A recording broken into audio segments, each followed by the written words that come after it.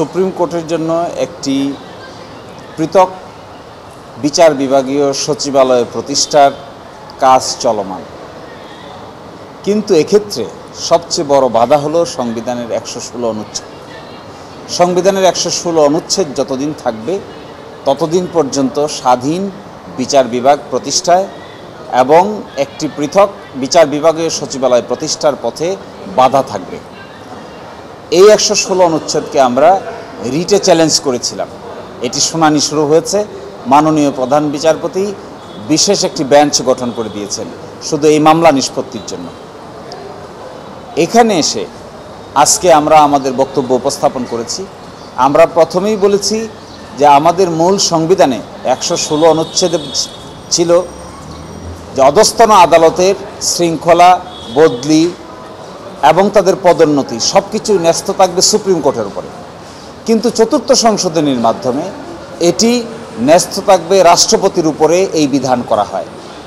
পরবর্তীতে এটিকে পরিবর্তন করে রাষ্ট্রপতির উপরেই ন্যস্ত থাকবে, কিন্তু সেটি সুপ্রিম কোর্টের সঙ্গে পরামর্শক্রমে পালন করা হবে, এই বিধান করা হয়।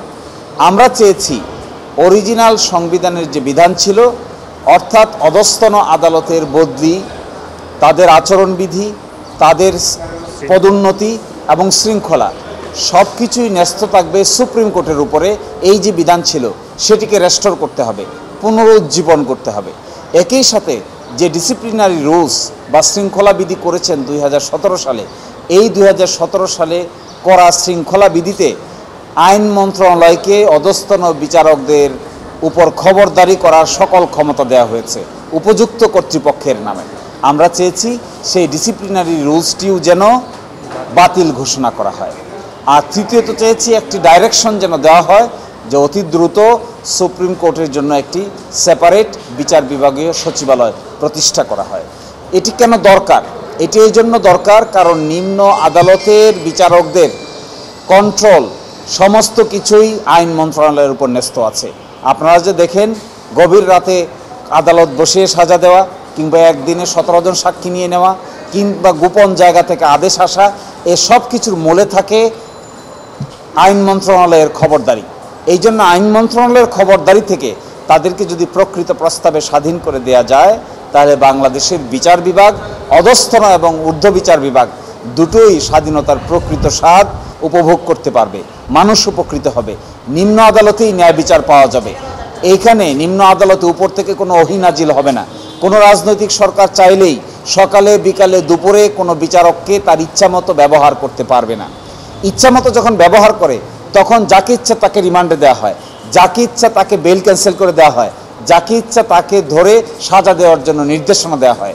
এই জন্যই আমরা চেয়েছি তার সব কিছুই সুপ্রিম কোর্টের উপর ন্যস্ত করা হোক, অরিজিনাল সংবিধানে রেস্টোর করা হোক, তাদের ডিসিপ্লিনারি রুলসকে বাতিল করা হোক, সেপারেট সেক্রেটারিয়েট প্রতিষ্ঠা করা হোক এবং তাদের প্রকৃত স্বাধীনতা নিশ্চিত করা হোক। আজকে কোর্ট বলেছেন যে এই সমস্ত বিষয়ে অন্যান্য দেশে সেক্রেটারিয়েট আছে কিনা, অন্যান্য দেশে একই ধরনের সেক্রেটারিয়েট যদি থাকে তার উদাহরণ দিতে, এবং আরও বলেছেন আরেকটু রিসার্চ করতে ইংল্যান্ডে, আমেরিকায়, আমাদের পার্শ্ববর্তী দেশ ভারত, শ্রীলঙ্কায়, অস্ট্রেলিয়ায়, কানাডায়, ওই সমস্ত দেশে সেপারেট সেক্রেটারিয়েট কী করে ম্যানেজ করা হয়, কিংবা অন্য কোনো পদ্ধতি আছে কিনা সেই ব্যাপারে আমাদেরকে রিসার্চ করতে বলেছেন। একই সাথে আমাদেরকে আরেকটি কথা বলেছেন যে ওই সেক্রেটারিয়েটটা কেমন হবে, কী ধরনের গঠন প্রক্রিয়া হবে, কী ধরনের স্ট্রাকচার হবে, এগুলোর ব্যাপারেও যেন আমরা আদালতের সামনে আমাদের রিসার্চ ওয়ার্ক উপস্থাপন করি। আমরা আজকেই কাজ করব, আজকে রাতেই কাজ করব, আশা করি আগামীকালকে আদালতে বাকি অংশ আমরা উপস্থাপন করতে পারব। হ্যাঁ, আদালত বলেছেন যে এটি একটি জাতীয় গুরুত্বপূর্ণ বিষয় এবং এই ক্ষেত্রে অন্যান্য দেশের কী নজির আছে, অন্যান্য দেশে কীভাবে ম্যানেজ করা হয়, এই ম্যাটেরিয়ালগুলো যেন আমরা রিসার্চ করে আদালতের সামনে উপস্থাপন করি। আমরা আশা করি আগামীকালকেই এগুলো আমরা উপস্থাপন করতে পারব। আমি বলতে চেয়েছি যে এটি দেখিয়েছি আমরা আগেও দেখেছি। বেল দিতে বলেছে, বেল দেয় নাই, তাই বান্দরবনে পাঠিয়ে দিয়েছে। সাজা দিতে বলছে, সাজা দেয় নাই, তাই পোস্টিং ঢাকা থেকে একটা মফস্বল শহরে দিয়ে দেওয়া হয়েছে। এটি একটি থ্রেট। এই যে নিম্ন বিচারককে থ্রেট দেওয়া হয়, এটি দিয়েছে কে? আইন মন্ত্রণালয় দিয়েছে, তৎকালীন আইন মন্ত্রণালয়। কারণ তারা উপযুক্ত কর্তৃপক্ষ। বিধিতে বলা আছে উপযুক্ত কর্তৃপক্ষ তাদের শৃঙ্খলা মেনটেন করবে, অর্থাৎ তাদের প্রমোশন, তাদের বদলি, তাদের ট্রান্সফার এবং তাদের শৃঙ্খলা সব কিছু উপযুক্ত কর্তৃপক্ষের হাতে, আইন মন্ত্রণালয়ের হাতে। কথা না শুনলে তো বদলি করবে, কথা না শোনাতে বান্দরবন সুন্দরবন পাঠাবে।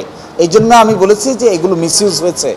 এর কারণে অধস্তন বিচারকরা যারা আছেন তারা খুব শাই ফিল করেন, নিজেকে ছোট মনে করেন। স্বাধীনতা না থাকলে তো কাজ করা যায় না।